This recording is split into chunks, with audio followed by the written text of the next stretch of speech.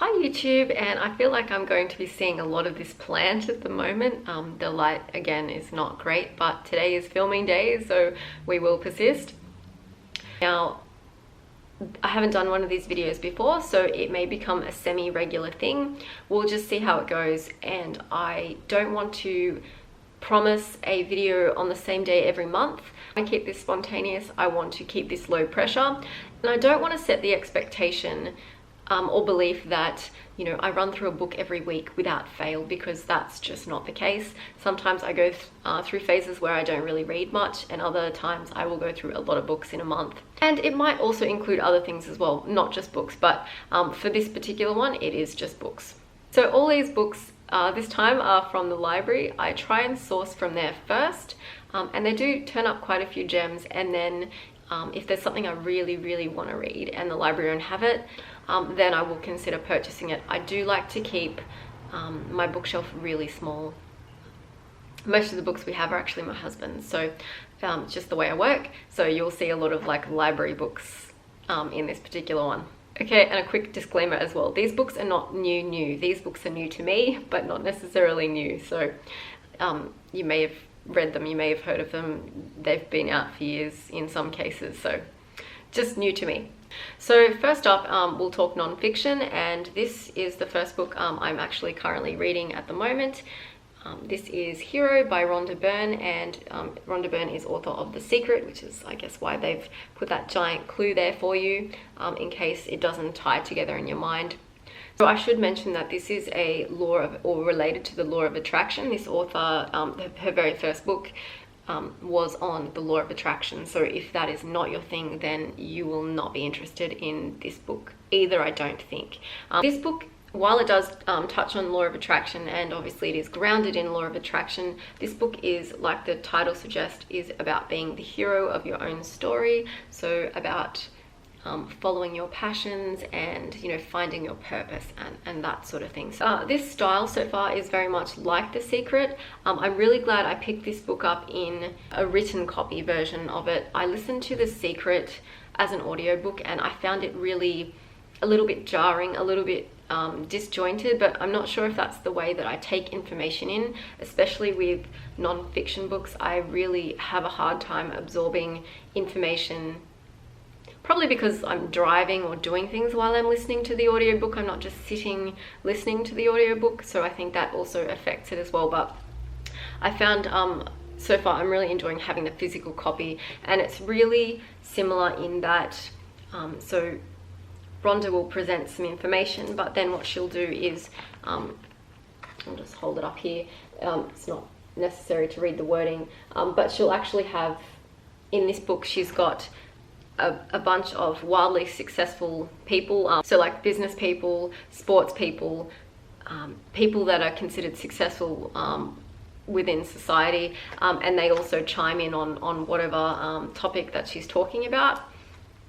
Now, a huge con with that I can see is that it can take away from the main focus of the particular paragraph or the particular topic she's talking about, because you having to like stop reading what she's saying and then read someone's quote or someone's, you know, like excerpt. So it can take away from that, and if you are critical, you could potentially say that she's using that sort of thing to pat the book out.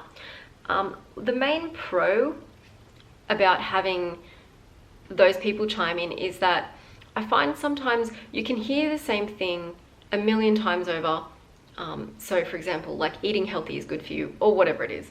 But sometimes you just find that person that says it in a way that really resonates with you, and it really something just clicks with you, and you had to hear it at that particular time or from that particular person in that particular way, and that's the way that, like, it just triggers something within you. So I think on the positive side, I think that is probably one of the huge positives to come out of having these little excerpts from people. Actually, I'm just like really enjoying it at the moment. I think it's going to be a pretty quick read for me. Okay, so this next book is also a non-fiction book, and it is called The Source. bit shiny there, sorry. Open Your Mind, Change Your Life. And this is by Dr. Tara Swart. And Tara Swart is a neuroscientist. So I'm really interested to find out science's take on the law of attraction and how that all ties in, and I'm really sort of looking forward to it. I'm also looking forward to hearing a different author voice on the law of attraction or manifestation, because sometimes, especially when you're new at reading law of attraction books and new to the law of attraction in general, sometimes the highly motivational but sort of light and fluffy, vague sort of books really don't add a lot of value. So looking at the table of contents, for example, it's talking about science and spirituality. It's talking about the elastic brain, the agile brain, and then fire up the source. So it's cut into 3 sections, and in terms of like the agile brain, it's talking about mastering your feelings, intuition, physicality, motivation, and then focused attention, deliberate practice. So all of the things you come to expect when you are looking at a law of attraction book or resource, but I guess from a more scientific perspective here. So I'm really also looking forward to reading that. So what I'll probably do is I'll probably finish reading Hero and then I'll fire this one up. And I should say, I'm not bagging the motivational light fluffy books out there. I actually really enjoy those too. I just feel that you know, if you're starting out, sometimes it's you just need like a, not, I don't want to say textbook, but you need something that's very clear and very concise and very practical to sort of like get across the concept, and then you can go to the motivational light and fluffy, because that really like boosts your mood and can really raise your vibration. So 100% I agree, there's like a place for all of the books out there. I did just want to say that before I move on. Okay, so we're now moving on to fiction, and this is a book that I'm rereading. I've actually read this quite a few times and I quite enjoy it. It's one of my most favorite books by Sarah Maas. Could be Sarah Maas, Sarah J Maas, or Maas. Could just be my Australian accent coming out there, or maybe I just can't pronounce it properly. I really enjoy her books in general. She always has some really badass female lead character. It's always action packed.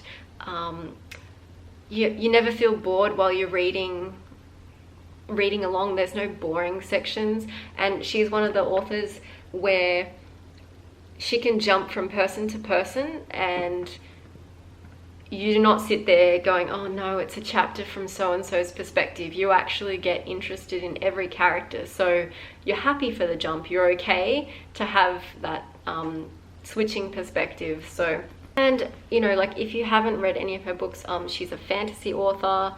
You can see she's got a bow and arrow there, so a bit of a hint. There's elves, there's magic, there's all sorts of things in here. I love like elves and magic, so that's right up my alley. Badass female characters, there's lots of them in here, but there's a lot of amazing characters in here just in general. And without spoiling the first 2 books, Selena is an assassin, and she is a really good assassin. And stuff happens in book 1 and 2, and we find out that she's not only an assassin, she's a lot more than that. And this book is about her coming to terms with that, coming to grips with that, and really shifting directions and really coming into her own in this particular book, and really discovering things about herself.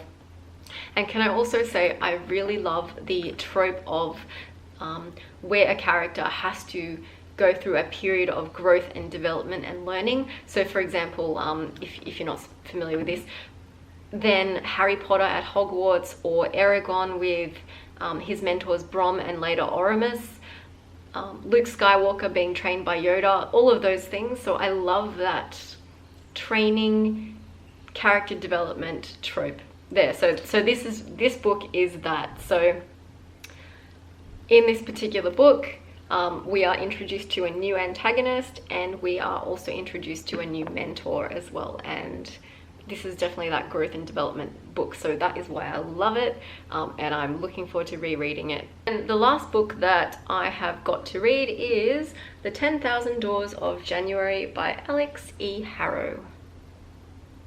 I really like the cover, it's pretty too. I'm a bit of a, I'm attracted to covers, I can't deny that, but what I'll do is, I basically picked this up because of the blurb at the back, so I'll read you the blurb at the back. According to January Scala, there's only one way to run away from your own story, and that's to sneak into someone else's. In a sprawling mansion filled with peculiar treasures, January Scala is a curiosity herself. As the ward of wealthy Mr. Locke, she feels, or Mr. Lockie, depending on how you feel about E at the end. She feels little different from the artifacts that decorate the halls, carefully maintained, largely ignored, and utterly out of place. Then she stumbles across a strange book. A book that carries the scent of other worlds and tells a tale of secret doors, of love, adventures, and danger. Each page reveals more impossible truths about the world, and January discovers a story increasingly entwined with her own. So like, I'm pretty excited to read this, I have to say. Like, the back just kind of reminded me a little bit of like Narnia. Like, you've got a young lady who's wandering around an empty house, well, a largely empty house, it sounds like.